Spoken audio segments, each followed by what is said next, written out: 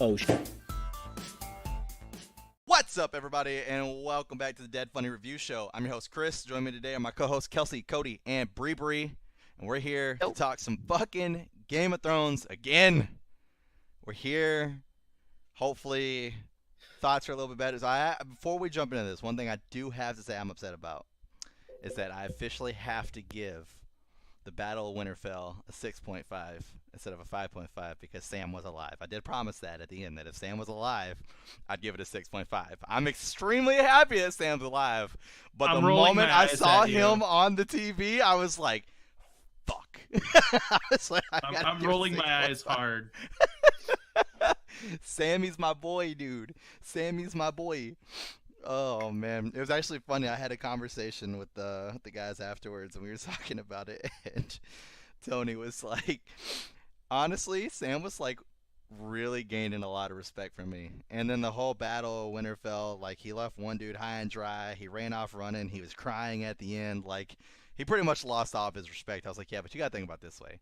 Sam is like a scribe. He's like the best definition. He's like that. a maester. He should have never been out there in the first place. I was like, so they kind of cancel each other out. And he goes, no, that's not how that works. No. And he started going this long explanation. So I literally just grabbed my pop. And my papa Sam, and I took a picture of it, and then I wrote over it, they cancel each other out, though, and sent it to him in a text message, dead in the middle of his explanation. He just gets quiet and goes, God damn it, Chris. I said, but they cancel each other out, though. They actually explained the actor and the people around him like wanted to put him in these cool scenes where he's doing cool things, and the director was like, no, your character's whole job is to show what an average person would do in this situation. Oh, yeah. And this would be too emotionally intense, this would be too terrifying for an average person, and so you don't get to be cool. And he kept trying to do like these cool thrusts, the director's like, nah, you gotta do it wimpier, and he's like, damn it. He was so mad because he's like, we don't do it. Like the director was laughing. He's like, we don't do this to anybody else. We let Kit have his cool moments. We let the actor that plays Jamie have his cool moments. Like everybody gets to be cool except Sam's like that actor. He does not get any cool moments. It's like, so that's a little unfair. But one thing that he I had will one say, when he killed the walker. I mean, that wasn't that cool though. He just like once, and that was it. That was game. I mean, that's a cool moment. I mean, it's a moment. I think Sam's cool moments are entirely related to just not combat, and I mean it's explained a little bit probably better in the book, but I also think just earlier in the show it's like driven home that he is never going to be a fighter, and when he joins the Night's Watch they like barely even try to make him into one. Like eventually they just stop training him. They're just like, we know, like, you're like Maester Aemon. Like, Maester Aemon's a member of the Night's Watch. You don't see him fighting wildlings. He's blind, and he writes in books. That's his whole life. And Sam's the same way. He just contributes differently, you know? Yeah. Which really begs the question, why was he in that fight at all? Like, when it's just so clearly... And now with Tyrion. I mean, that's what he wanted, though. I mean, John...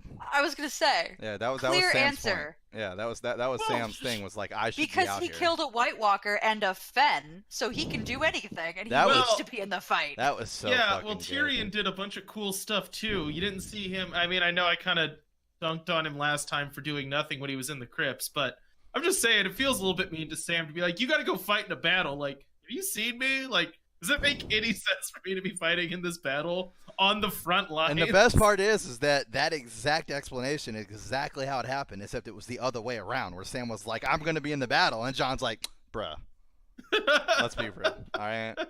We don't need you. We don't. See, that's when you clock him in the head, you drag him you drag him downstairs. Yeah, because concussions have no consequences, of course. Well, I'm just saying, especially for someone who I feel is basically telling us this story. Like, yeah. Well, that's what I mean. The person who said that would be the best if that's how it actually happened. And Sam's just writing his own badass moment in. He has no idea how this all ends because he had a concussion. So he just writes the story he wants. That would be fucking hilarious. Oh, that would be such a fucking troll on us. It wouldn't even be fucking funny. Like, people would lose their shit. They'd be like, are you fucking kidding me? It'd be so how did you react to them saying goodbye? I did not hear either one of you. I didn't Oh. hear. You both went right at the same time. Hit Go me ahead, with Bree. your best shot. Yours is in response to what he was saying. Mine's different. Okay, Chris, how did you react to Sam saying goodbye at the end? That was rough. That was rough. And it wasn't even just Sam. I mean, I had to get past because I Yeah. love Tormund and the fact that John didn't pet Ghost, but I get the symbolism behind that. I get that.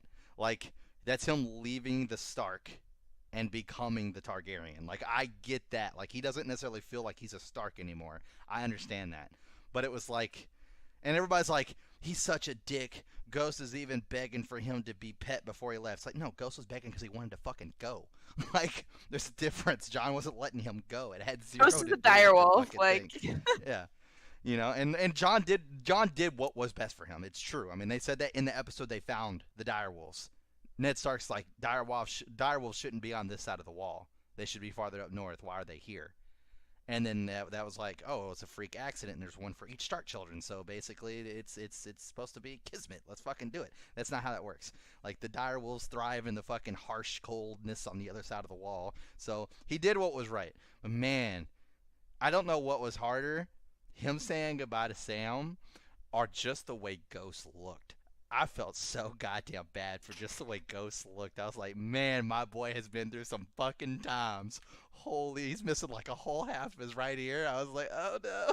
And maybe just want to So- cuddle up with Ghost. I was like, just come here, buddy. I'm sorry. I agree Ghost is foreshadowing, but I took it a different way. And I don't know if they'll actually pay this off, but I don't know if you've noticed, every time Stark is like, look, my direwolf protector, you don't come with me this time. I have to do this alone. That person ends up dead or kidnapped. I mean, And I'm like, maybe you should bring your hyper competent murder wolf with you into battle, who keeps you safe I against don't know all about odds. that. I don't know about Um, that. What? Yeah, like, does that apply to Arya? Huh? So- We yeah. literally haven't seen Nymeria since episode like fucking 2.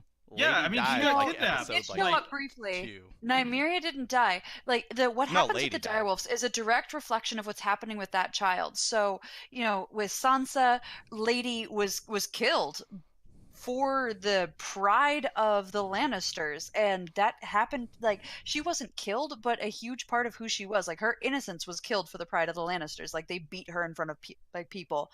Arya ran off literally and told Nymeria, like, GTFO. And she did run into Nymeria in like season 6 or something like that. She was out in the woods all alone, and suddenly all the wolves surrounded her, and then Nymeria was leading them. And she was like, "Hey, I'm going back to Winterfell. Come with me." And Nymeria's like, "Nope," and just wandered off. And so, like, Bran died. Bran's was killed. Yep, Summer. Oh, Shaggy Summer dog. was Did- killed. Yeah, how did Summer, Bran Summer and die? Shaggy Dog were both killed. Bran's, How did Bran's Bran's was die? the one that he warped into to save John. Yeah, He died there. I'm pretty sure. yeah, that's what I thought. I thought he got Yeah. killed by walkers when Bran was making. I thought he got Hodor. Oh, or did he die with Hodor? He was. I'm pretty sure he got Hodor. He did. I think in the You book. got Hodor? I think in the book what that Yeah, that's was a verb. is Bran warged into Ghost and saved John. Like in the book, Bran could warg into a bunch of different stuff. Ghost wasn't there though. Ghost wasn't there to save John. That was like my biggest okay, issue maybe with you're- that whole well. episode. But I'm not saying that Summer died there, but that was definitely Summer because Summer was with Yeah. Hodor and them, and they were hiding in the tower. And the only way for Bran to save John was to do it through right. Summer Yeah. to save John. You're right. You're right. You're right. I forget things. That was 'cause my the biggest issue went through, because like, John 10 was one of years. my favorite characters, and obviously I loved Ghost. Ghost was never the fuck around until I found out Yeah. that it was like basically Ghost was there to just protect Sam, and then I was okay with it. I was like, well, if anybody needs the protection out of the two, it's definitely Sam. So I'm completely Yeah. fine with this. But I don't know. I mean, I've seen some different stories about like what people think like the actual direwolf meanings mean, and one of the very interesting ones that I read, and I don't remember what it was for every direwolf, but Lady in general was the fact that Ned Stark had to put her down, and that was like the foreshadow of like Ned Stark gonna die later. I can't remember how they connected the dots to that. Yeah. But yeah, and that was just like a really interesting. I mean, I mean, we could talk until we're blue in the face about what every fucking thing we think means in the goddamn show. We don't know, but you know, Yeah. it's all. They just are into thoughts. symbolism, so there Oh, is for plenty sure. in the show we could talk about. For sure. Do you ever wonder if, like, and this is a little bit maybe mean spirited, but it's just like after watching, okay, just to get this out in the air, this episode sucked. Anyways, I disagree, but go ahead. Do you ever feel like sometimes they're like, this seems like it could be symbolic or foreshadowing of something, and then we're just gonna put something on the other end of it, and then we'll let people kind of make these lines back and be like, look, they foreshadowed it. Like, did they? Or did they just make a bunch of crap that seems like foreshadowing, and then a bunch of crap that seems like it was foreshadowed too? And there's enough pieces that fit together that you can like, oh, look at how clever this is. But then if you look at all the stuff that's foreshadowed and doesn't pay off, it's like, oh, so this is just you're throwing spaghetti at the wall, and it's like, look, one noodle stuck. I'm a good writer. Yeah, I think. Don't worry about all the crap that fell on the floor and didn't mean anything. I think definitely in this day and age, with just the way that like fucking like Reddit and shit has taken off and stuff like that, it is a lot more popular for people to literally tear into every single second of an episode and look for that one thing, and then that moment that gets posted, there are 100 people that grab that and take that into their own image, and then before you know it, it's fucking gone. Like this episode 1 probably has a million different ways for you to guess the ending. And that's probably true. That is legitimately probably true. And one of them might be right, but it's not because it was foreshadowed at all. It's just because sooner or later, there's only one place to fucking go, and it's goddamn King's Landing. And so sooner or later, we're going to see something that we saw before. It's just how that is. Well, you know, Chris, I would have agreed with you, but I would have said, like, that thing that the foreshadowing is always correct is winter's coming. We were wrong about that! Winter doesn't matter. Screw winter. So winter came. It just stayed for one day. Well, I mean, winter came. It fucking just drizzled. Yeah, winter came. It was too dark to see. It was schmat. Anywho, adding on to what Cody was saying, I think like when you say they were kind of like throwing spaghetti against the wall, I mean they can't straight up just foreshadow it. Like Chris was saying, everyone picks it apart. They can't just make it. I mean, they can. The perfect plate of spaghetti and be like, here's the foreshadow. You guys can get it right in 1 second and then ruin it for everyone. Like, they have to make a mess of it. I mean, if they are imagine going to foreshadow at all, they have to make a mess of it so you don't know what it is. I mean, but imagine like an actual just straight up like in your fucking face where it's like fucking Arya falls asleep and like her one hand is pointing to like a little fucking doll of the throne and her other hand is pointing to a little fucking or a mirror and Jon Snow's in the fucking mirror, some shit in the background talking, and then later on Jon Snow sits on the throne. You're like, oh my god, the first episode fucking foreshadowed this. Like you would be pissed off. Someone would pick that up. Like someone would see that. I know. That's why I said that's in your face. Completely obvious. Yeah, it's completely obvious. You'd be pissed. That is one of the challenges of writing a show today. Oh, for sure. Because of Reddit and because we're really excited to like find twists. Like we're a twist obsessed culture at this point. Like we don't want a predictable story, and when we get one, we're like, dicks, like come on, throw something in, like M. Night Shyamalan this bitch. Like we don't do that. We don't follow those like easy stories. And so even I think when Reddit lost its, actually the internet entirely, it wasn't just Reddit, the internet lost its mind at the end of if you guys have watched the Sherlock Holmes, there's this gigantic cliffhanger where it's like, oh my gosh, did this major character die? And Reddit lost its mind for over a year with like different theories on how it could be done. And I'm pretty sure the writers were like, we're going to pick our favorite. We're going to let them guess, and then we're going to read through Reddit and pick our favorite. Because I wonder if any of them do that. There really actually do. has been stories where they've done that. Like, where they've actually done that. Because where the they've fans set something up have and the fans more make time. Crazy, yeah, for sure. To come up with these crazy conjectures, and then they're like, actually, if we went with that, nobody would see that coming. Let's do that. That's way more clever than what I could come up with. Like, when you crowdsource some of these ideas, you're going to come up with better ideas. I mean, not Bodie McBoatface. Yeah, but where's my money for coming up with that that's idea? The thing. You can never prove that it was your idea, one, and two, you can never prove that they weren't automatically going that way. So yeah. Well, and so I think I disagree with you, Kelsey. Really? That it makes it better. And so here's my case for why shows like this should be released in like the Netflix format, and HBO should kind of get with the times and stop like weekly releasing these things. Because it's, I don't want to say it's bad that like there is a culture around making predictions and trying to figure out what's going to happen. But at some point, like with so many people contributing, one, it's going to get really confusing. You're going to get a lot of like bad ideas. And then you're also kind of inevitably going to be disappointed. Because for sure you've heard what's going to happen. And then when it does happen, it's like, well, I saw this happen. And I also heard a version of this that was actually better than... But see, then at that point, whose fault is it? I mean, it's reader beware on that one, my friend. That's what I was saying last episode, bitches. What are you talking about? Whose fault is it if they have high expectations? That's not high expectations. That's definitely my fault. That has nothing to do with high expectations. That's like literally the Deadpool movie. When that came out, literally 5 months before that hit the screen, the entire fucking script got released. And I downloaded the script. I didn't read it, but I downloaded it because I wanted to read it that bad. If I read the script and then went to the movie and watched it and was unimpressed, that's my fucking fault. But that is 100% my fault. I chose to go somewhere looking for something specific. Now, unlike the whole Jon Snow getting killed for the first time, when that fucking happened, and I say the first time solely for the fact that if it happens again, I don't want people fucking hitting me in the comments fucking, oh my God, Chris. I have no idea what the fuck's going to happen. Anyways, regardless. My main point here is that happened to me. I was not looking for Game of Thrones spoilers. I was not looking for any. That happened to me. I was not looking for something. The other hand, once again, if all these fucking theories are out there, the only reason you're reading these theories is because you're searching them out because you want to know what other people are thinking. If one of those happens to be true by the sheer miracle that it is, they're like, oh, let's pick our fucking favorite one. Or, oh, they actually did happen to guess it. That is your fault for going down that rabbit hole. You spoiled yourself on that one. I don't know. I don't think it's fair to blame the culture on that one, or even the person or the people who make the show. I think that is 100% reader beware. You fucked up whenever you decided to type in Game of Thrones fucking theories in my search bar. Well, I mean, I totally agree. Like, it's not. I don't think you should judge the show based on those theories. I think it's going to inevitably happen.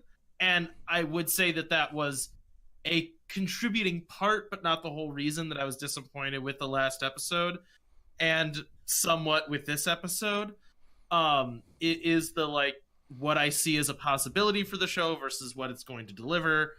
But that whole thing can be completely ignored if you release your seasons as one thing, just like a really long 10-hour movie. Like Netflix does, because then you don't have the chance to. Yeah, if you're looking, why would you look up theories halfway through the season? You can just watch I don't know. I mean, I think HBO. I mean, there's obviously multiple reasons they do it, but I mean, they know. Well, they're still releasing it on TV, so they kind of have to. That too, but at the same time, they're not a streaming service. Well, I mean, they have a streaming service. They have one, but it's not what they are. It's not like HBO is a TV network, Right, but I mean, if they were to literally go like that, it's not like they wouldn't be able to get customers. Like, HBO's got some fucking juggernauts. I mean, when Game of Thrones, we got spinoffs. If you got Westworld, which they'll be picking back up again, which a lot of people got the fuck into that one. I mean, it's not like they couldn't get customers, but you also have like that, and I know that a couple of execs have talked about it whenever I've seen them talk about Game of Thrones and what they thought of the series being on their network and how how much of a juggernaut it's been for them and stuff. Where they we like the idea to know that our fans literally have fucking parties based around these episodes. People literally have 20 people show up, and this gives them a chance to do that versus where if it was the Netflix aspect, it's hey, who wants to come over and binge watch Game of Thrones for fucking 10 hours? Let's fucking do it. No one's doing that. If someone hit me up and was 6 hours, let's do it, I'd be like, no. Absolutely not. It's not happening. That's the best part about Game of Thrones is getting together with your friends, having parties. I mean, not the best part, but it's getting to share in the love and the passion for the series. It absolutely leads to awkward sex scenes where you're just all right, I'm sitting, all right, yep, I'm just watching this with all of my friends. This is great. That's a lot of boobs. This is why I want to show up to one of these with Kelsey. I am so the opposite. Sex scenes started happening, I'm like, fuck yeah! Let's get it. Wait, hang on, Kelsey. Now, this is a weird question about our friendship, and it's just something I don't know the answer to. Have we ever seen an explicit sex scene together at the same time? You know what? That is going to be Does Kelsey keep track of those kinds of things? That is going to be. I'm a movie person, so there's a lot of weird movies that I've watched with friends that have a lot of weird stuff in them, and I feel like it's got to have happened at least one time. I mean, I don't think so. I think the closest we've gotten is when It's you've hardcore shown porn. me your favorite porn intros. Now, I you're think making that seem like it's something that happens regularly. It happened. Cody just walks oh, around. No, it did. Cody just It walks happened around more than logged into once. fucking browsers like, hey, check this out. Check this out. No, I'm making sure that Cody gets a reputation, and I am absolutely doing that on purpose. Yeah, thanks. Yeah, because no other guy watches porn regularly. Well, okay, it's not a matter of if you do or do not watch porn. It's a matter of do you then go to your friends and go check out this intro? Yeah, We're check gonna out this skip the intro. boobs. So We're here for the plot. Like, he's legitimately there for the plot. he's like, why won't you fix her sink? God damn it, her disposal hasn't Okay. worked in weeks. No, Chris, look, if you're gonna tell a fiction, get it right. It was someone stealing lemons from a lemon tree. Oh, my bad. And it was hilarious, but I do have to say this. So as you were getting ready to say that sentence, the whole Kelsey have we, I knew what was happening. And I was like, I want to hear this so bad. And you said it. And it felt so great that I would love to see that as like one of the Dead Funny official t-shirts where it's like, hey, have we seen a sex scene together? That would be fucking great. I just That don't is think we fucking have. great. Have we Which- seen a Or sex scene yeah. together? Or have the arrow that says I've seen a sex scene with this person. Yeah. You know. Oh my Which gosh. really disappoints most of my friends. Here's the thing: the movies that I watch with my friends mostly are The Room and Showgirls. They're real gross. There's a lot of stuff happening in those movies. And I have not watched so either of those with you. Good. You've you talked have. to me Oh, about well, both of them a anyways, lot, we're getting off but- topic. Sorry. Yeah. I don't think we've We should- really talked about this I episode. was literally just about to say, we We should really probably talk haven't. about the Steer us episode. back. So Steer one us of back. one. So I want to ask a question first because I had the question when Kelsey had the question and I didn't get to ask it. I wanted to know what we rated this episode before we went on, I mean, and then it's normally like an end of the episode type deal. we talked about it in the beginning last time. I thought. No, it was definitely the end. That's how we ended. With Oh, Kelsey because I not remember rating I her said episode. I gave it a. I remember in the beginning I said I gave it a 10. Bria, You guys asked there's a me. difference between us giving ratings and you just starting out with like, I gave the episode 10. Like, No. You said Bree will I'm start off fucking with you. Yes. It happened at the end of the Yeah. episode as well. But continue if that's what you want to do. I'd give it a 7. I enjoyed this episode. There was a lot of good things in this episode. No, I liked this episode. I like the scene with Braun was amazing. What? No, that was the worst part of the episode. Why No, is he it still in wasn't. the show? What did that add to the story? That added literally the fact of we finally seeing Braun's actual character for the people who are too Yep. naive to think that that's not what his character is. No, Wait, That is wait, exactly which- what that is. character has been Which part? from Which day part? one. Exactly, but he's not been open about it to the public. Why? Because everybody's like, oh, cool, Braun's the funny, awesome guy. Like, he cracks jokes. He would never he hurt is. Tyrion and them. No, he's been saying since day one, whoever gives me the most coin is who the fuck I'm loyal to. Yep. Yeah, we all know he's a mercenary. I I was don't know thinking why of he's Bran. doing the show. I don't know what he's doing in the show. I gotta Other stop. than just walking in, and it's like a scene that adds nothing to the story of the show. Nothing goes off of it. Like, Tyrion's future is not informed by this scene. Jaime doesn't do anything different based on it. It doesn't fit in the narrative of the show. It's That's I just have not an like, true. answer. what? I have an answer. What? So okay, maybe not the whole thing, but Cersei, the prophecy about Cersei's life, the one that she got when she was young, they specifically they use a crazy word that everybody had to look up and figure out what it means. But the very last line of the prophecy is that she will be strangled by her little brother. Mm-hmm.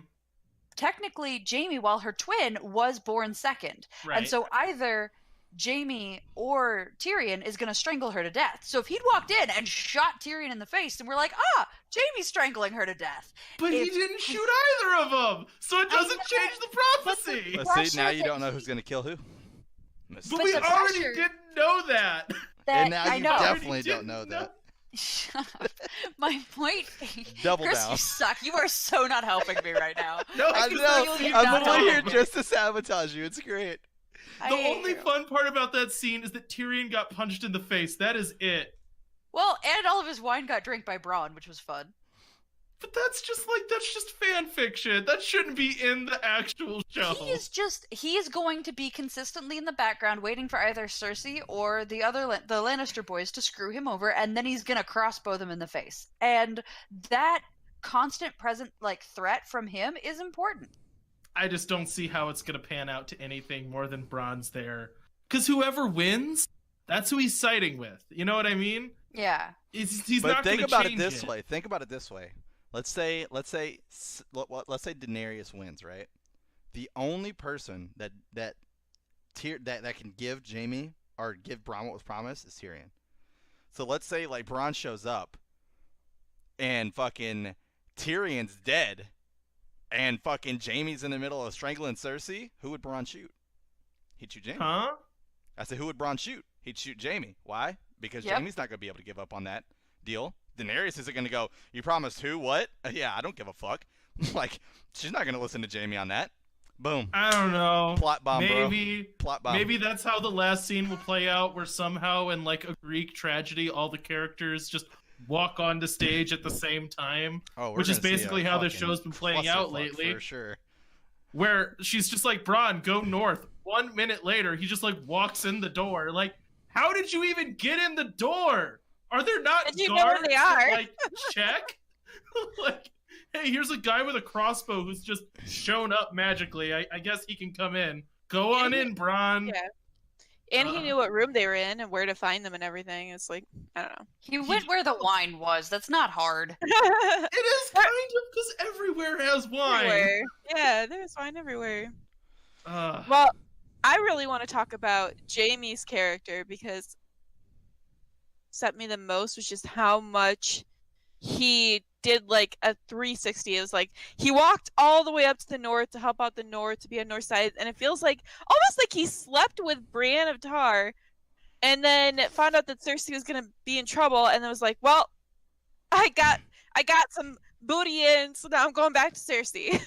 So I think that's I something have that an answer for that. I think that's something that me and Kelsey have to come clean on, which is I think it was Kelsey who had the prediction that those two would not be knocking boots. Someone agreed with me on that. I could have swore it was you. I could be I wrong. think it was me. I think it was you. So we when they started knocking boots, I was like, God damn it, I got that wrong. And then whenever Jon and Daenerys started kissing, I was like, you motherfuckers, if you make me wrong twice, I'm gonna be fucking livid. And then they stopped, and I was like, okay, I can blame it on the alcohol. All right, that's my fallback on that one. It's the alcohol. I was about to be so mad. Oh man. My big issue on that is because I thought about that as well, because I know I talked to you about it, as far as I thought that was a completely weird a weird change of character for Jaime. I think that it literally is just coming down to the fact that his destiny is to kill Cersei. And I think he knows that. I don't think he's going back to be I'm with Cersei now. No, I think he knows that. I think he knows that if he doesn't go kill Cersei, everyone's going to die. She basically is the very threat. I don't think that's why he's going back. To keep you safe. So it's like kicking your dog to get it to run away. That's what you're doing to Brienne. I have a totally different answer. Because of how tortured he looked, I honestly think that this was habit. He hasn't been the honorable guy since he killed the Mad King. His entire identity has been wrapped up around being the bad guy and being the evil, hateful person, and having only Cersei loving him. Nobody else gave a shit about him except for Tyrion. And his dad liked him, but his dad liked him as a tool. Nobody else liked him. And so he's only worn the skin of somebody who is honorable and good and has the love of somebody who's honorable and good, and everybody's cool with that for 2 days, and you can see him. He's he's wearing somebody else's clothes. He's so this is different, and I'm not used to it yet. And in the middle of it, and him not being used to this and trying to get used to it, something happens where Cersei's threatened, and the habit of I need to go save Cersei kicked in, and he went, I mean, I know how to wear those clothes. That's where I need to be. I feel this was force of habit. This wasn't desire. He knows that Daenerys, everyone's end goal right now is to murder Cersei to death. Yes. Every person aside from Cersei's goal is kill Cersei. So I don't think that that's a revelation for him. And okay, so this is a point that I think is fair to make about Jaime's character. I think Jaime's character and like his trying to think of like the most pleasant way to put this. Looking at his actions politically or in terms of killing people, Jaime is a character that is thanklessly honorable and has been for a long time. So he basically joined the Night's Watch and was the like most eligible bachelor. He didn't join the Night's Watch, he joins the King's Guard, but it's the same thing. Yeah. Where you don't get to inherit land, you don't get to get married, you don't get to have kids. He joined that voluntarily to protect a king that he didn't even really believe in because he was so enamored by the honor of that position. And that was against his father's wishes. And he stayed in it despite being given the option to quit many times. And this is like a book thing, but like I think it's in the show too, like you see all of the entries of all of the leaders of the King's Guard, and he got to write his own entry, and all he put was Jaime Lannister killed the king. He didn't put anything else that he's ever done, despite the fact that he's like one of the greatest warriors in this. Well, he was. Now he's, one-armed Jaime Lannister. But anyways. I was going to say, Bronn can beat him. Yeah, right. So I think his character is one of those ones, like, well, has to happen, and I am the only one willing to do it, and I don't care that everyone's going to hate me for it. Like, I think his, like... Really? You think that's what's driving him, is a desire to kill Cersei right now? Well, no, it's not a desire to kill Cersei. It's that he's one of the only people that's able and willing. Yeah, I think I'm 100% on board with that. That's why he killed Aegon. Like that's why he killed the Mad King. I'm not on the same page as either of you. I really feel like at this point, the whole love thing that happened there, where you were picking up all that from, which I mean, I got that too. I just feel like I feel like at the end of the day, that is 100% Jaime's destiny is to kill Cersei. I don't see that going any other way. I would say that he loves Cersei. Else. Yeah, I don't think he's happy he has to kill his sister. But I think he knows he has to. Yeah, it's just that he's the person that'll do that. Like, exactly. And he's hated for killing the most dangerous person in the Seven Kingdoms. Simply because he wasn't supposed to, but he's also the person that's like, I don't care. Like, whatever the rules say, Ned Stark is wrong. Honor, like, this kind of, like, rigid adherence to honorable laws doesn't matter when someone's burning down the kingdom. Cersei's burning down the kingdom. He doesn't care. He's going to, once again, be the Kingslayer. That's, like, his identity is killing monarchs. In comparison to what was said by Jaime himself, what you two are saying makes no sense. What Kelsey's saying makes sense because he was talking about how he was a bad individual. He did all these things. Right. Yeah. He fits more with Cersei than he does with Brienne of Tar. I'm not saying that was to get rid of Brienne. Right. Because he doesn't want her to follow him. I don't think at all what was said had any influence on anything that me and Cody are talking about.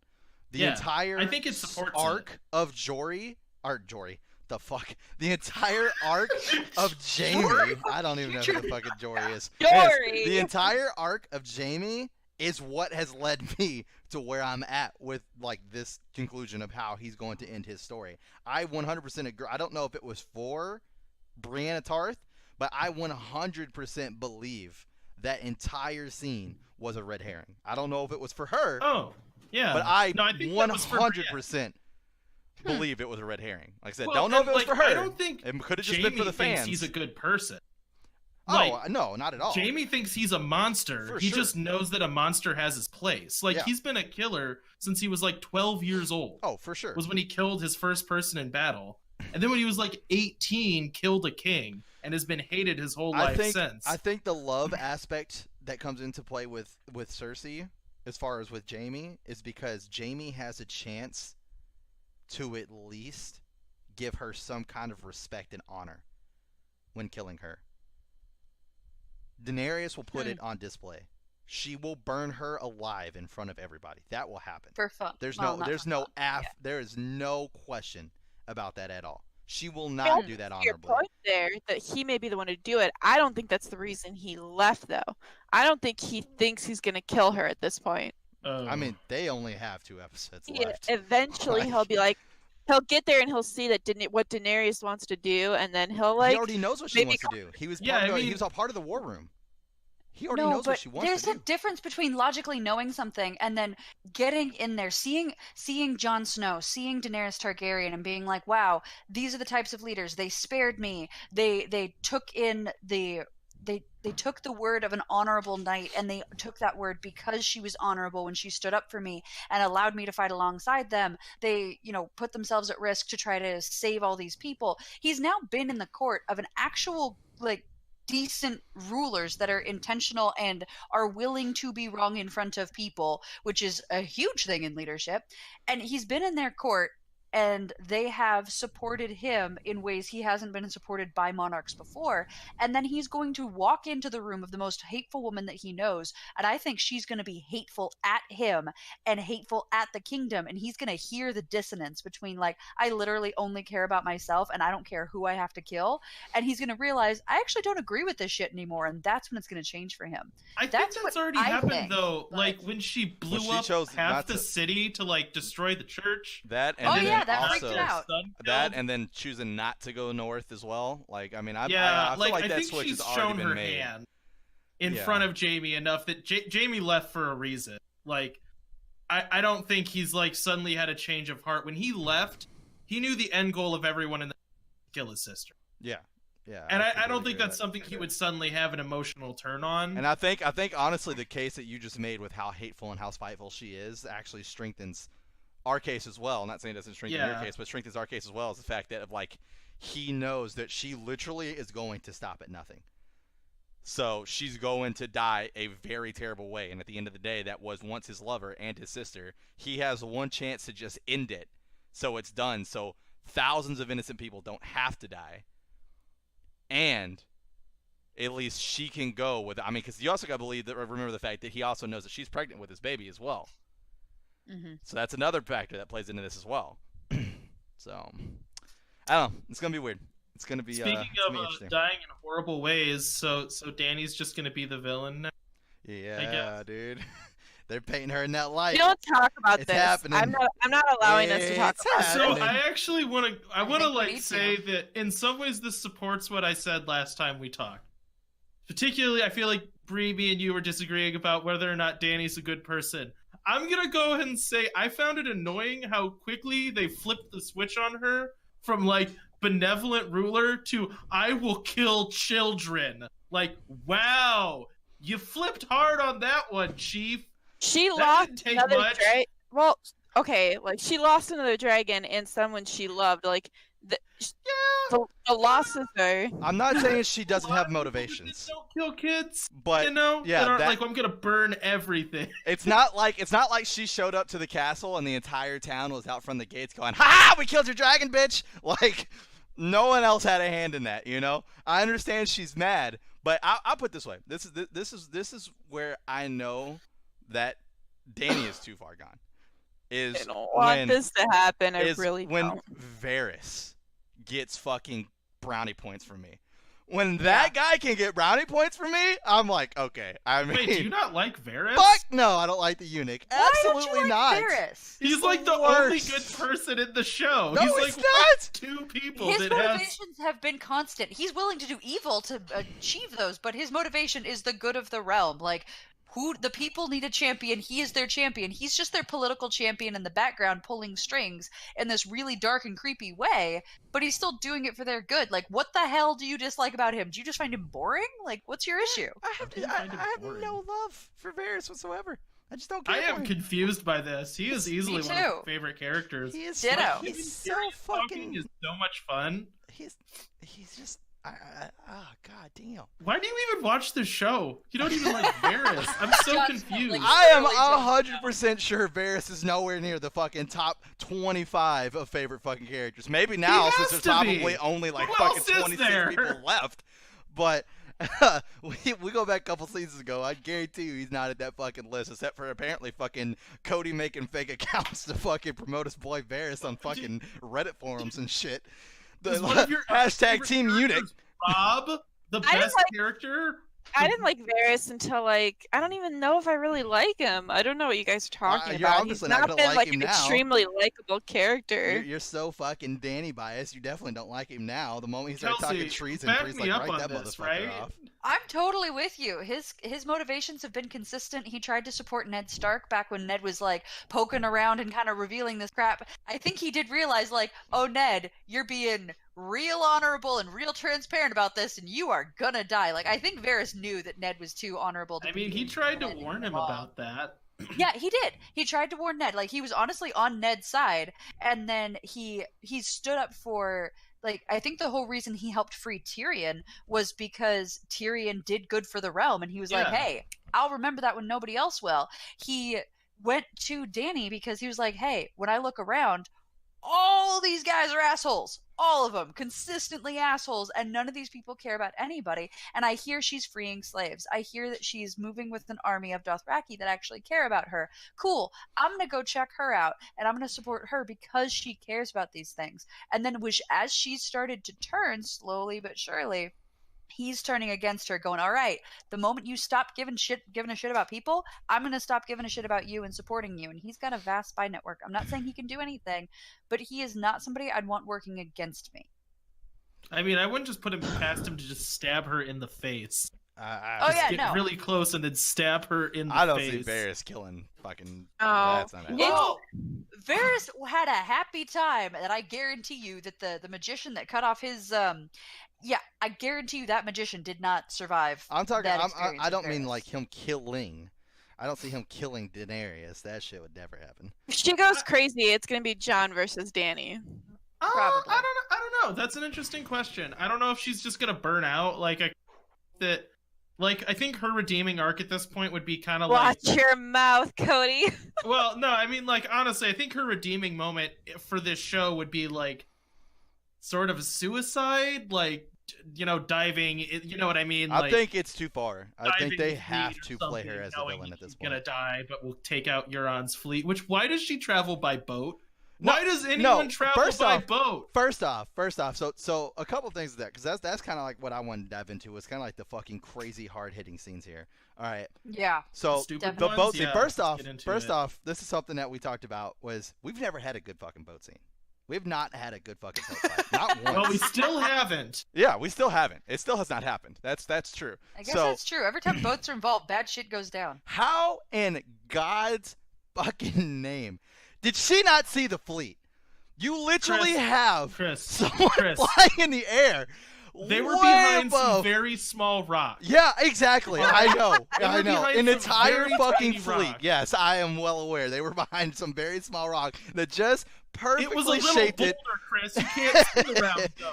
Exactly shaped perfectly to where if Danny's dragons are flying at this exact altitude, at this exact straight line, you wouldn't be able to see it. That shot through the fucking neck, by the way, was goddamn brutal. First off.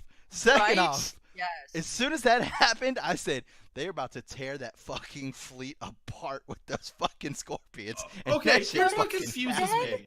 Yeah, well, I didn't get this because she's screaming and flying at them. Once they all loosed their arrows, she then banked and flew away. And I'm like, or you got a dragon and they're made of wood. You can light them on fire. I I mean, think that There- I was, still think they have to reload. there is like a 90% chance, in my opinion, Drogon would have died if she would have kept going forward, and there's like yeah, that a was the thing, 75% is- chance But- Daenerys would have died. Guys, the ships are here. The thingies are on the front of them. There are rocks right here. She can sit on top of the rocks and just breathe fire from the rocks where it's safe. Like, Oh, sure. there's I'm not saying that 80 there wasn't different ways other she can options. Kill these guys I'm just saying at that because point, she can fly.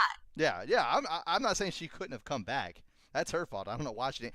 I'll put it this way: it's even more dumb that she didn't come back, because when she went to meet with Cersei, Drogon was in like pebble throwing fucking reach from the goddamn keep, where they could have just turned the scorpions on him and shot his ass there anyway. That was dumb. The fact that she was even there was dumb. Obviously plot, Well- but dumb. Like, that was so stupid. And the reason... And that's why I don't get, why does anyone use a boat anymore? Like, she had this huge fleet. Euron killed it. And then she's like, well, I'm going to travel by boat again. Like, well, what about... Do you remember... You've made the mistake once, and you didn't know, and everyone died. But are you really going to make the same and not have, like, scout boats? Nothing. Yeah, and you have these dragons who could Yeah. legitimately fly fast as I fuck just and can't way above the believe- fucking fleet and way Ugh. further out to just sit there and scout before you even get there. Nothing. I was No. mind blown at that scene. Not only Okay, because of and then that, here's the other and because thing. of the minimum of carnage we got. Like we literally saw like 6 arrows go through the ship, and then bam, everybody's on the beach, and I'm like, Well, you know what what? they're doing? They're making it seem hopeless for Daenerys's / Jon Snow's army. You say that, but at the same time, Drogon was legitimately like 100 fucking yards away from all these fucking spears coming at him, and was able to legitimately outmaneuver them after flying Yeah, he just like turned to the straight left, on. and then they missed. Now, at this point, you could say, well, maybe they just suck at shooting. Now, let's remember, Regal was flying very high and very far away and not One directly shot. at these fucking guys. And they didn't miss a fucking shot. Like, one shot, they got no 3 him in the scope. shots, neck. and he got hit every single time. Like, it wasn't even close. What's your point to what I said though? Because what I My was point saying is was that I they were don't trying to feel- make it seem hopeless. I find it hard to believe anybody saw Drogon pull out that stunt and thinks that Drogon is basically useless because she has all those scorpions on her towers at this point. But If now she anybody doesn't thinks have that, I 3 would be fucking dragons. surprised. She has 1 dragon. It's not Well- like Regal did anything right there to begin with. I'm just talking about Drogon. Literally, Drogon has proven that he is the alpha dragon. That has happened multiple times. Well, sure, Yeah, and I don't and think you're I responding totally- to Bree's point at all, but Bree, No, I agree. I agree with Bree that like I think that's the goal of these like couple this episode here is that Dany's isolated from everyone on the battle. They don't respect her. Jon has a claim to the throne that's better than hers. All of her advisors are shifting towards supporting Jon. She loses a dragon. She loses her best friend. Everything's going bad for Dany. The thing that bothers me is like, okay, so there were problems with like, and I kind of said this in the Endgame thing, but there were problems with that movie, but I ignored it because the emotional beats hit correctly to the point where I was like, I'll ignore some little details because it felt right. What bothers me is that this is a show that for 8 seasons, 7 seasons behind this has wasted a lot of time on frivolous things. Like, it's a big show. They have a lot of time to set things up. And this is a season that has wasted a lot of time on stuff that doesn't matter. Bronn being in the season at all. Why is it then Bran being in the season at all? No, is Bran going deserves it. from winning a battle to at her rock bottom in a span of like 30 minutes? Because it just feels so rushed and so unbelievable. It's And I not just 30 minutes. You're wrong there. That's not 30 minutes. It was the It- last episode too, where she lost all of her. What were they? The well, Dothrak. Were they according to Dothrak? the show, she lost half. Right. which, She lost a substantial amount of her army. She lost her first dragon. Like, it's not just the last episode. And I'll let you continue. I just want to say it's not just this last episode.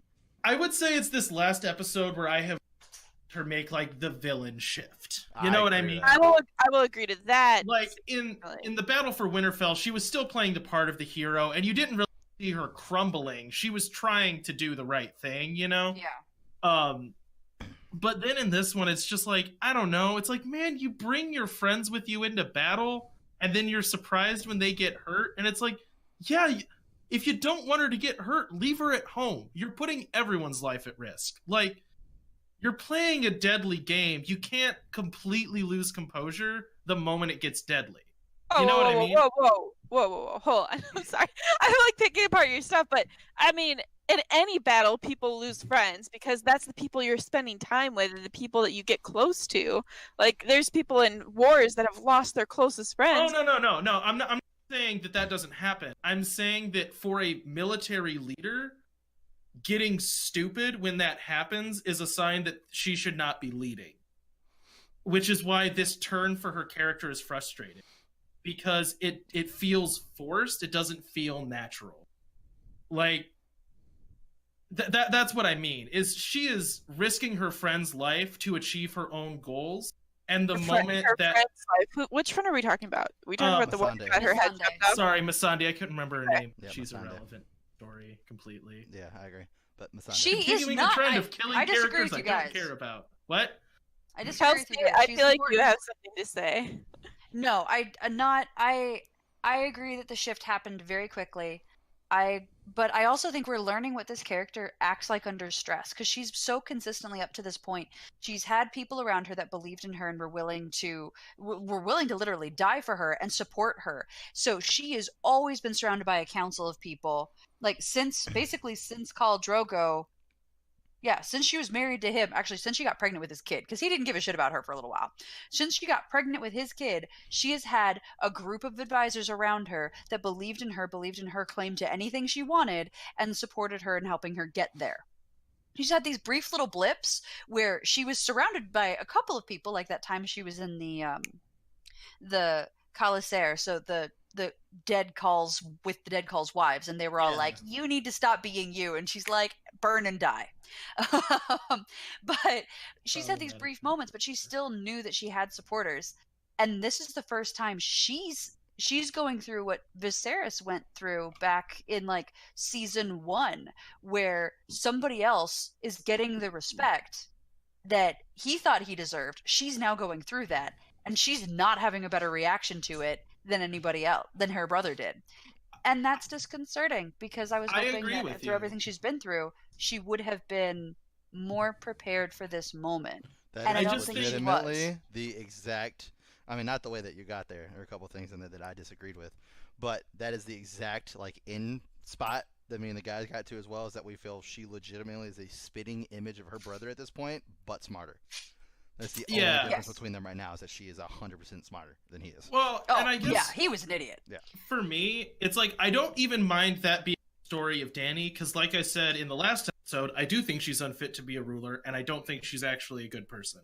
She's seeking power actively at the expense of innocence. That's a bad thing to do.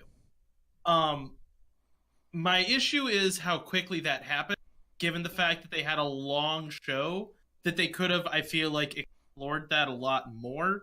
And this felt like very all at once. It's like, Dany's fine, Dany's evil. 2 seconds later.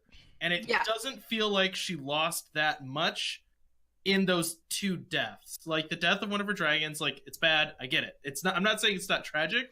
I'm saying... Well, you said it's her child, just to be clear. No, and like, I get... I'm not saying it's, like, not bad. I'm saying that if she's, like...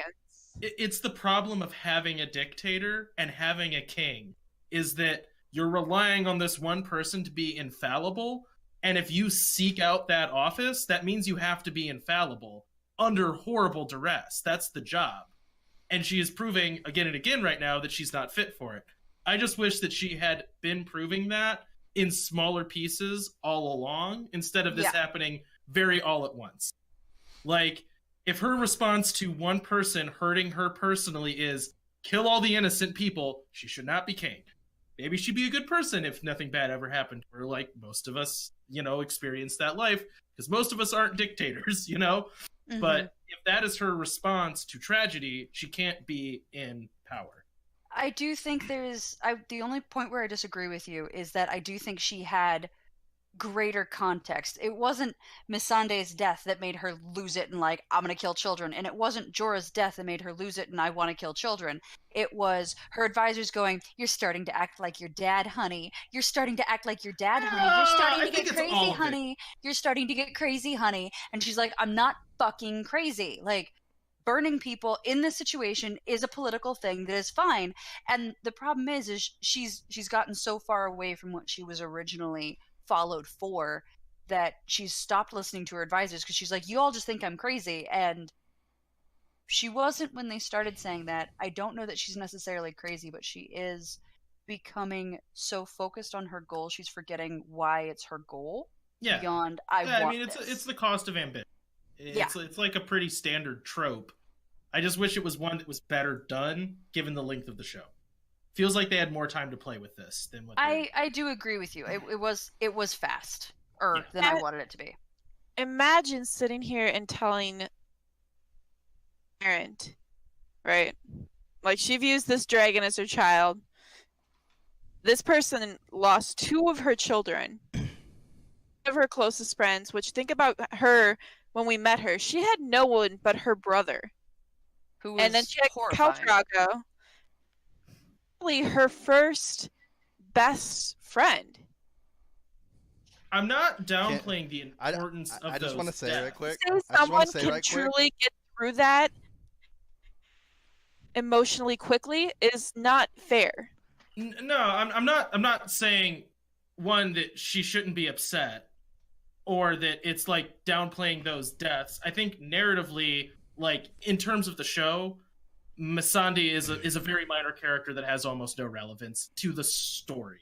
She's not a Jon Snow. She's not like a big main character. She is a supporting character. That is just like the narrative of the show. I think for Dany's character to make sense, like satisfyingly in a narrative, these deaths happened very close to each other and very near the end of the show. It's very quick. I'm not saying that her character, to do it. I'm not saying that her character doesn't make sense or that for her these aren't big emotional moments. I'm saying those two deaths happened within like 10 minutes of each other on screen in a show that was 8 seasons long, and now it's like, just right here at the end, we're going to completely change who Dany is by killing these two characters. And then if anything were to change her really quickly, it would be multiple deaths of people she truly loves. Sure. But then, I mean, you can kind of compare that almost directly to what happened to Jon Snow. Like, Jon Snow, when he lost his brother and his dad, he nearly abandoned the Night's Watch and was going to go to war.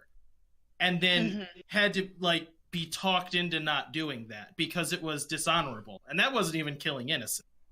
So my last point is that Daenerys has now shown herself unfit to rule because she's going to take out a personal tragedy on innocent people, which is an understandable thing. It just means that she should not be queen of anything now. I just think that change for how dramatic that is for what the show was setting up should have been one that was better set up than 10 minutes. Like, Dany kind of went from our hero to our villain in 10 minutes of screen time. For understandable reasons, it was just played very, very, very quick. I agree with you in that sense. Like, I don't like her character change at all, but I also am a huge fan of Dany and don't feel that a person that wanted to free slaves and be this would change so suddenly. Yeah, I don't think they're doing her character justice with this. Like, they've spent a lot of time setting her up to tear her down this easily. Yeah. That's a good, really, really good way of putting it, Cody. Which, like, I agree that this would make sense for her character in the long run. I just wish this had been set up over the long run, not over, like, 10 minutes, now she's bad. And it's like, really, though? Like... What were you saying, Chris? I was just going to say, yeah, Chris? At some point, we might want to talk about somebody else in the show other than just Daenerys Targaryen. Well, she's the most interesting person in this episode. She's the one that has there's a lot of people would probably disagree. Did you think of Jon Snow? Because Jon Snow I'm not talking about Jon, just anybody. No, have you heard the expression? My biggest thing I want to talk about is the fact that, well, first off, how the fuck they forgot to remove a Starbucks coffee cup from the main fucking table during the feast. That happened. If you go back and watch the part where it zooms in on Dany over Jon's shoulder, there's a Starbucks coffee cup dead in between them, and they forgot to take it out of the shot. It is there.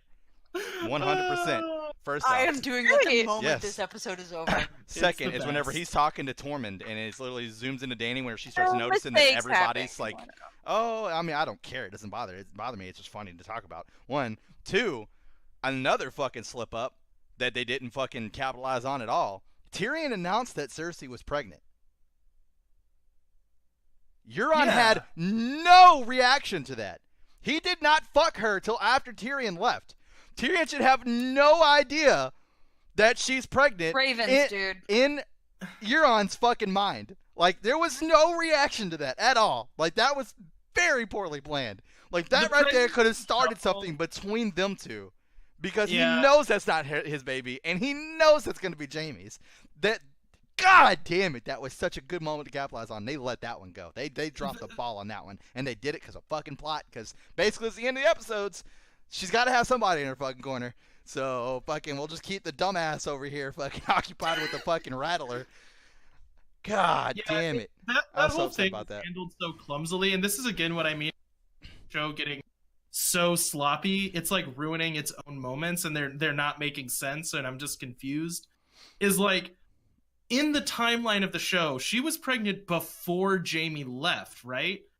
Yes. Yes. How the frick long has he been gone? 2 days and she's not showing? You know what I mean? Well, It's that I would have liked this scene. Like, if they're just gonna fucking ignore it, do something comedic with it. I would have loved for Tyrion to say that, and then Euron come back with, "What is he talking about?" And then Cersei be like, "Oh, am I showing already?" Like, that would have been fucking great. Like, that would have been I fucking great. kind of think that, like, there's a little part of me that's like, either they're ignoring the timeline and how, like, people look different when they get pregnant, or she's just playing everyone and just got the maester to be like, hey, whenever I tell someone I'm pregnant, just nod meaningfully in the corner.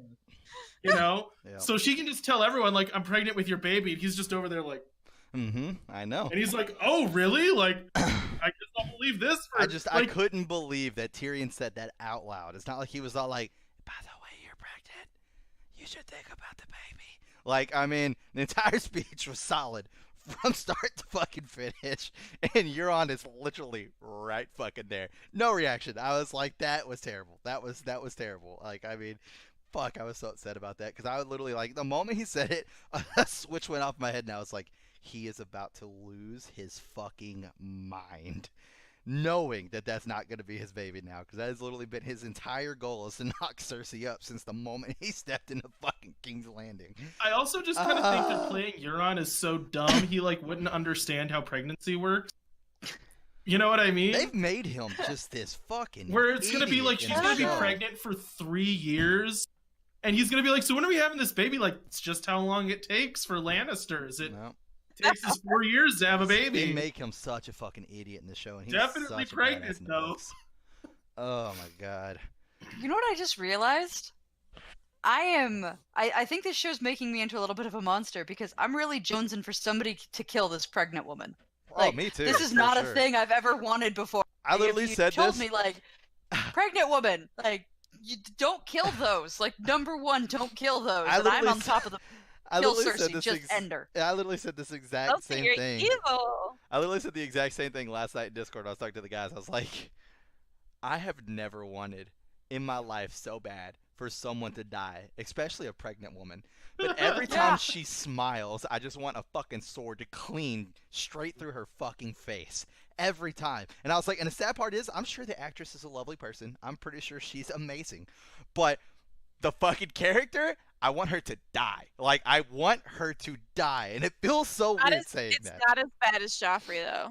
There's Oh no, I wanted him to die worse. I mean, I wanted him to Really? die, but I mean, at this No, point, I feel I feel like Joffrey's... I feel like Joffrey was like a quick stab in my side, to where fucking Cersei has been a knife literally in my back, and she's on the tailbone at this point. Like, she has just been there slowly going down this entire time, and I'm ready to fucking get rid of it. Like, I'm ready for her to go.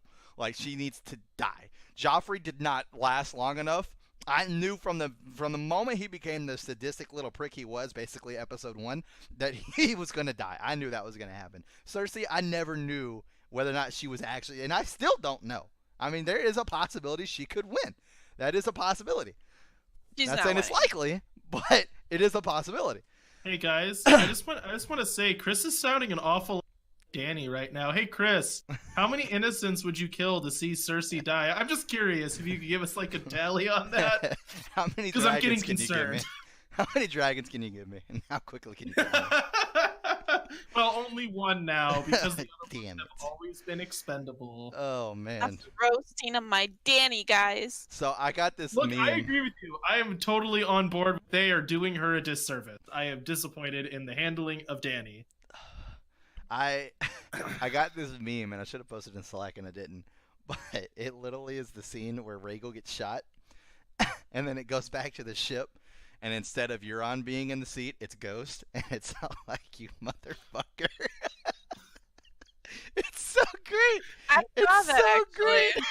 Oh, I love That's it. really I cute. love it. It's like, you take John away from me, you son of a bitch. I saw that. That was really good. I So was good. thinking about sending it to you, and I forgot. Oh my god, I love it. Oh. It's so true.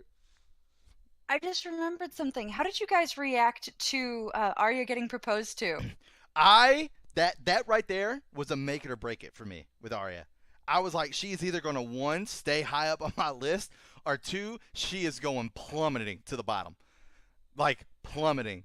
I feel almost the same way with Tyrion right now. Tyrion just came up high up on my list, especially with that fucking speech, like rock fucking solid. Although, since we're talking about speeches, Jon's speech, the entire time he was talking, I was just in my head like, king, king, king, king. Like, oh god, it's such a good speech. But anyways, Tyrion's speech, I was like, bro, this dude is like fucking rocking. I don't know. If like she goes in there and she murders all these people and Tyrion is still like, I believe in Dany, I don't think I'm gonna like Tyrion anymore. I just feel like that's out of the realm of his character. Like, I feel like Tyrion has kind of been a for the people kind of person. I know he's got a lot of respect for Dany, and she's done a lot for him, and she's done a lot of good things in front of him. But if she goes in there and murders all these people just to kill his sister, I feel like he's gonna lose. Or I feel like he should lose a lot of respect for her. And if he doesn't, and he's still like, I'm fucking Team Dany, give me a jersey, I'm gonna lose all my respect for Tyrion.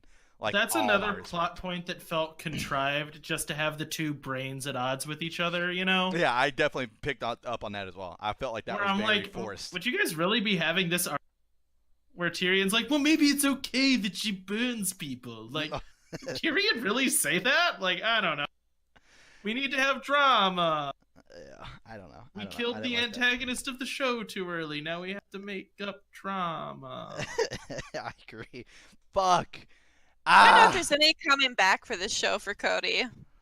I mean, I've said my one ending that would be good, which is whoever gets the Iron Throw just melts it down and is like, this was bad. Bad thing.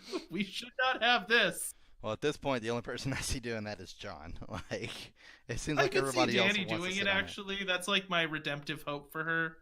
Now, see, is that a hope or you actually see it? There's two completely different statements there, sir. Well, that's true. I could see her like fireballing into Euron, or I could see her being like, this throne's actually really bad and it did bad things to me. Now see, if she just like chained Cersei to the throne and then melted Cersei and the throne, I'd be okay with that. That'd be like, you want the fucking throne so bad, you're getting very descriptive with deaths, Chris. I'm getting more concerned. Once again, the actress, probably a lovely person. Don't wish any harm to her. The character, on the other hand, that's a different fucking story. Oh my god. Anyways, as we're getting closer to wrapping this up, there was, god damn it, there was something else that I wanted to fucking bring up, and I can't remember what the fuck it was. That sucks. Who did we not cover? Oh, Kelsey. I feel like at this point, with the lordship given to him, I feel like your prediction is pretty much not going to happen. Once he got Lord of fucking Storms in, I'm like, I don't think Gendry's sitting on this fucking throne. No, to be fair, I don't feel way of putting him aside. That's what she was doing. She's like, if I give you this because you're just a blacksmith, you're gonna be so excited to be a lord, you're not gonna be like, wait, fuck, lord is way lower than king. Give me king.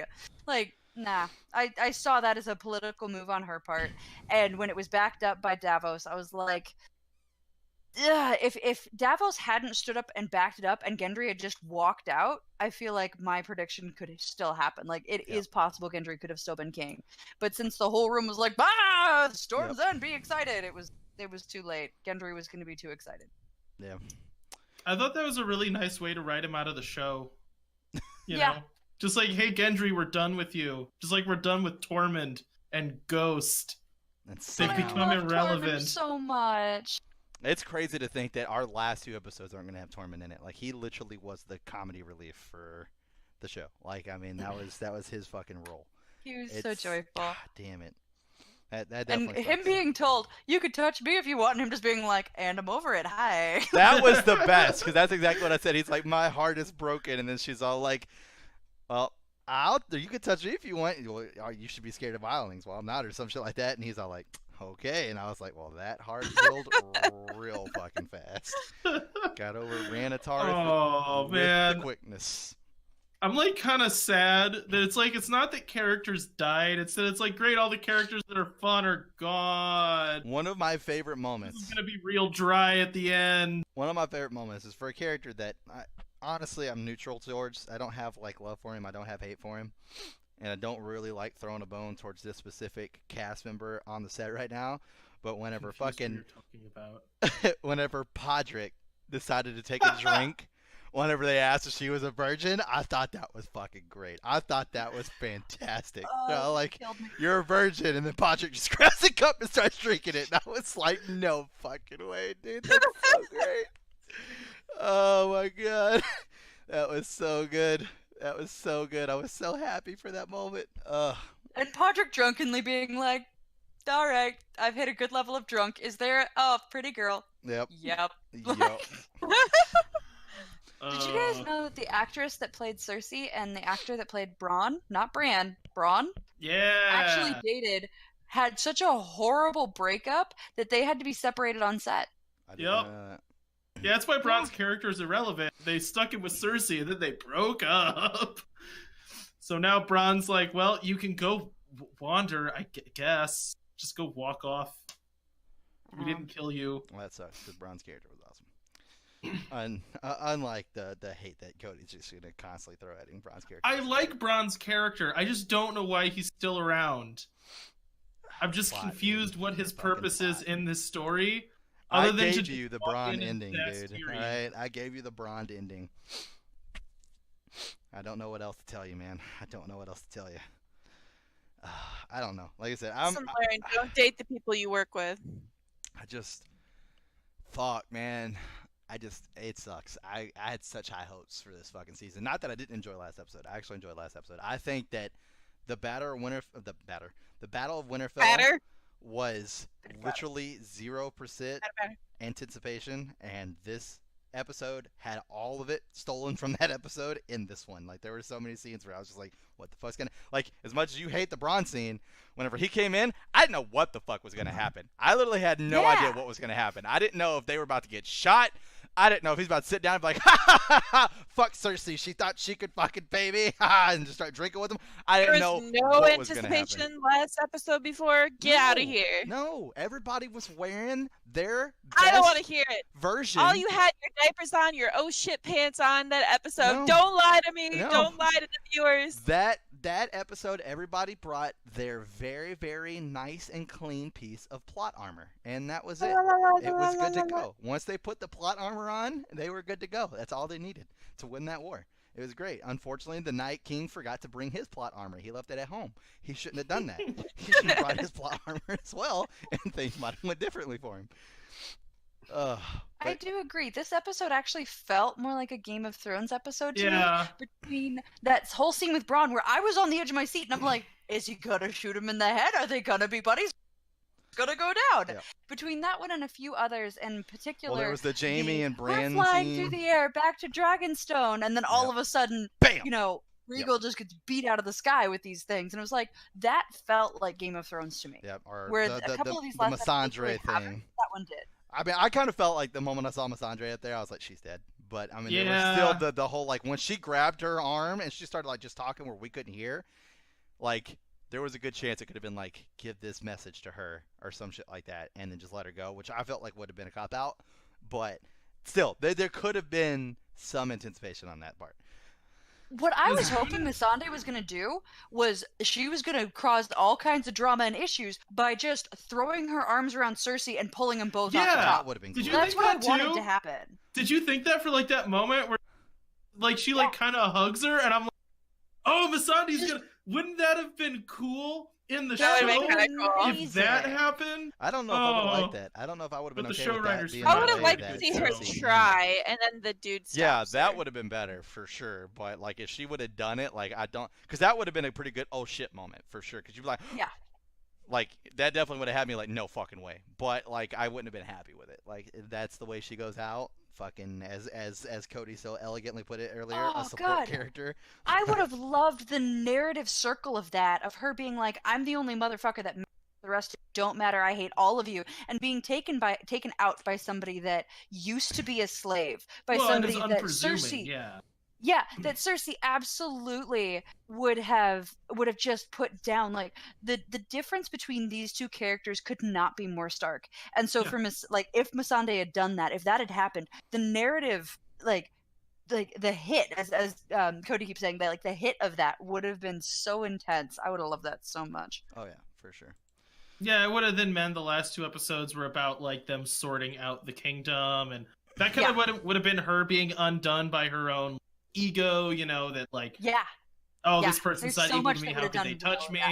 Yeah, that whole scene. That's what I was tense about. It's like, oh shoot, Misande's gonna she's just gonna get her head cut off, just like everyone else does. All right, just another one to the list of head cut off. Yep. Well, now Grey Worm's pissed. Cool. Yeah, as soon as they were on the boat and she like held Grey Worm's hand, I'm like, oh, you're so dead. You're so dead. Why are you in a battle? Why would they bring you here? I was literally waiting for a spear to kill one of them. Whenever they were sitting there at the beginning of the boat and then Rhaegal got shot, I was just waiting for a spear to come by and just take out one of them. Just one. Yeah. It didn't matter which one. That in my opinion. Also, cool. this is kind of irrelevant, but it just bugged me a little bit. Like when looking at the whole, like how do they know to capture Missandei? You know what I mean? Yeah. Like you find a random person floating in the water, and they're like, capture that one. Like, why her? No, they did see her because when they did that whole meetup of she was. John okay, that's fair. You're right.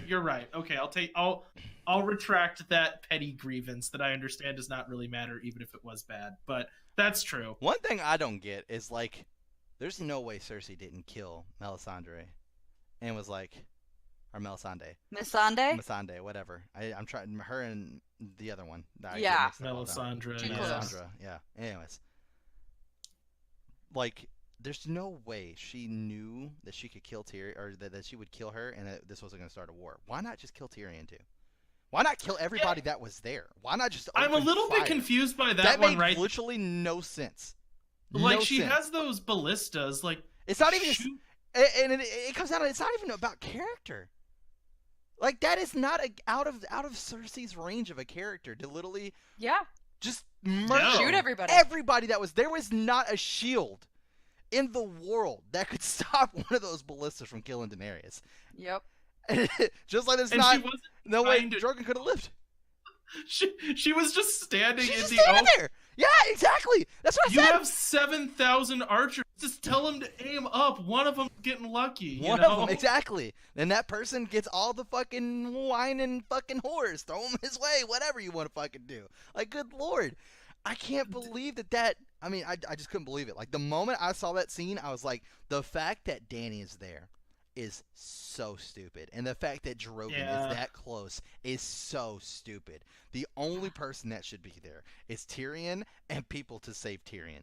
Even though if there anything happened, they would die. But still, that is the only person. That is what Tyrion's job is. That's why the hand of Cersei went all the way out there.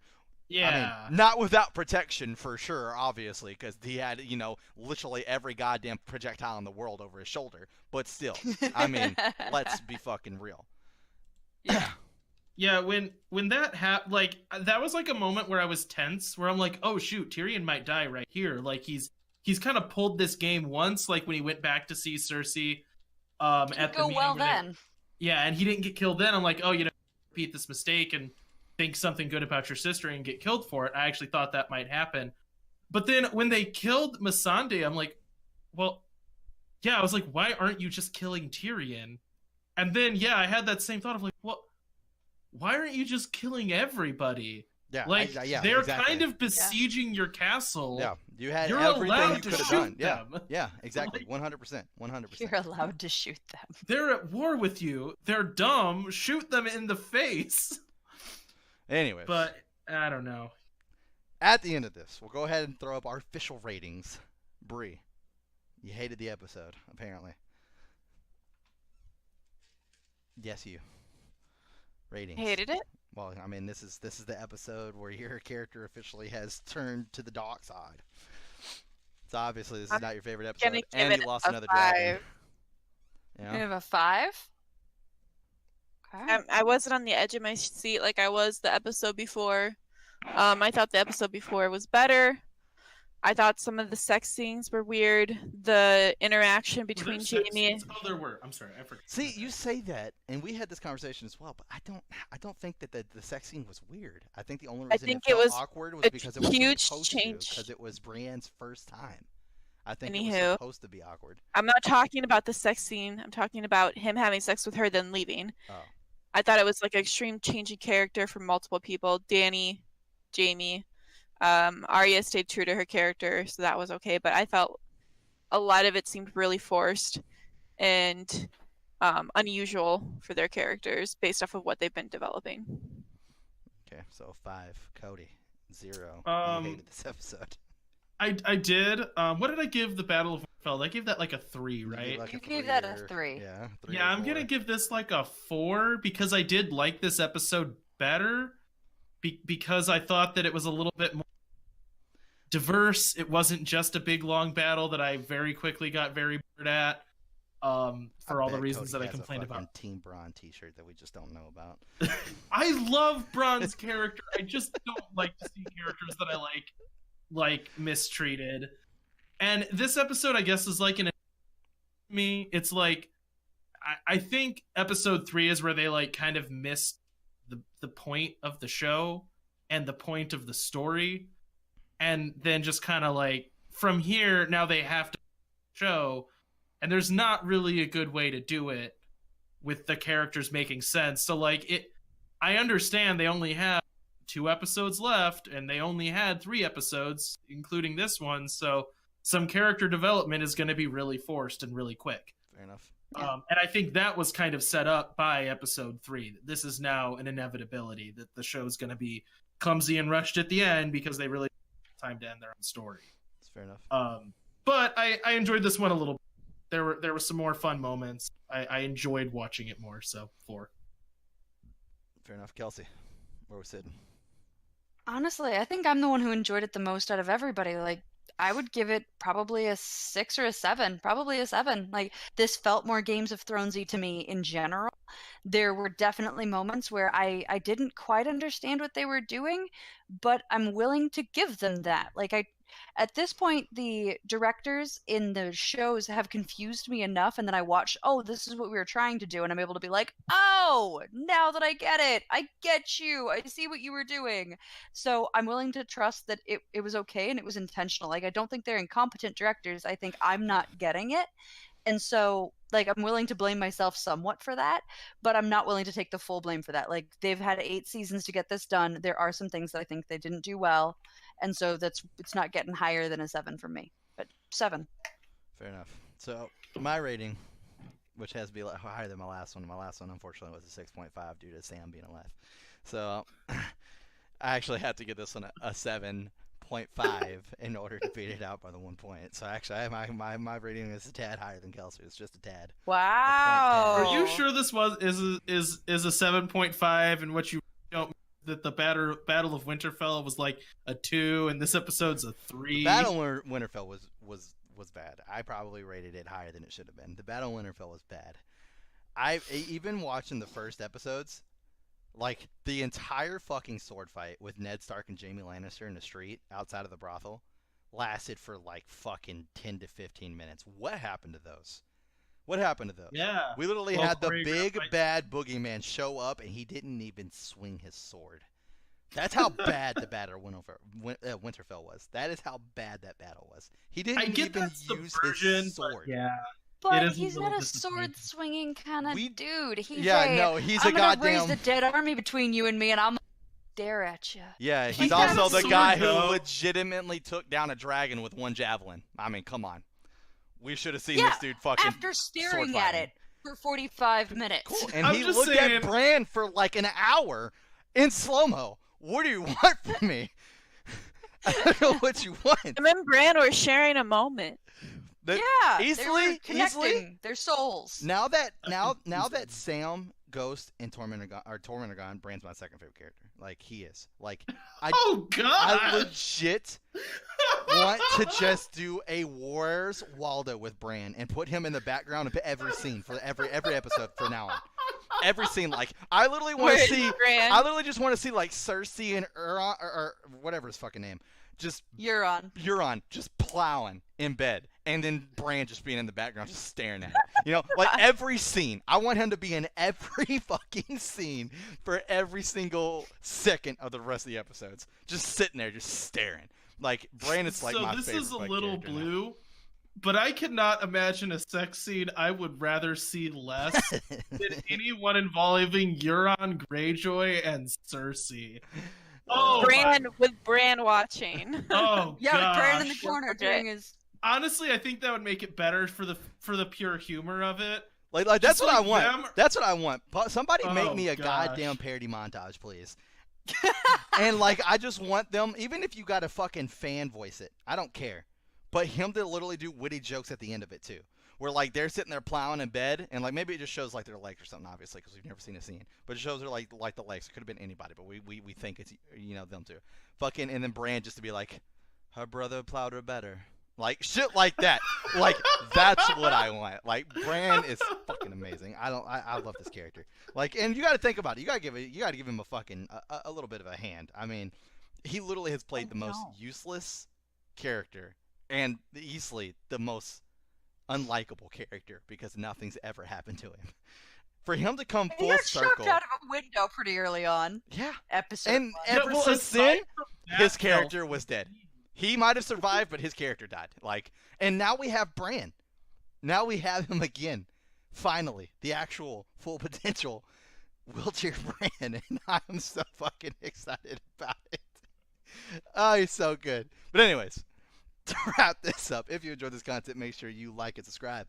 Also, turn on notifications. That way you get notified every time we upload a new video. Hit us in the comment section below. Give us your rating on this episode, your predictions on what you think is going to happen. If we said something that you just completely disagree with, like, Cody saying Bron's the worst character, feel free to jump in the comments. Feel free to jump in the comments. Let us know your thoughts about that. If you want a more direct form of communication, we have those Twitter links. And if you also want to come hang out and watch us play video games, we have the Twitch links as well. But at the end of all this, I hope you guys have a great rest of your week. We will see you next time.